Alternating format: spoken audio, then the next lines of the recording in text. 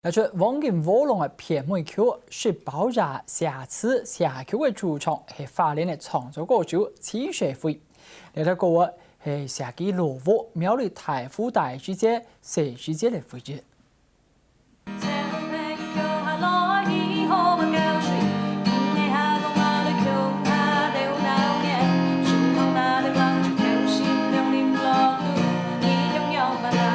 吉他动家节奏的伴奏下，其实非自家弹、自家唱、自家创作歌曲是宝雅。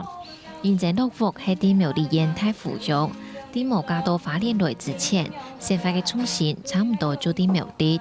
就算到花莲已经22年呢，乐福嘅一切依然係冇辦法聽表態。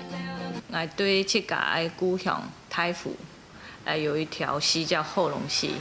嗰當時呢，我細時節，媽媽爸爸就會帶我去嗰條河水，給到邊去搞水療，然後一些哥哥姐姐們向下吹療，然後抓金龜子啊，然後到處去玩的情景，然後給寫下來。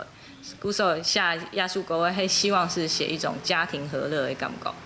石寶雅歌詞當中講到為家鄉的熱天，就像復發的暗夜，正然呢就啲荷包肚搞水一道，各種寒色時節當好嘅季節。故所就本電視台先做連戲劇嘅片尾曲，一條歌咪係其實非對太過後嘅女性感慨。不過因為當久自己長大了，就想講，有當時回憶起那個感覺，非常非常的懷念。不是下亞述歌嘅呢，因為自己長大了，所以就已經少了那個感覺。不過對我來講，像我老當時教書嘅嗰種當快樂嘅情形，然後給有一種不一樣的發展想法。其實非係第3年前開始創作，嗰樣時頭一擺就用一條多年以後因為台灣演唱音樂大賽。去年又用5年新用得到通花之星佳作，今年咪用創作曲獎會得到通花之星第3名，創作實力已經受到肯定。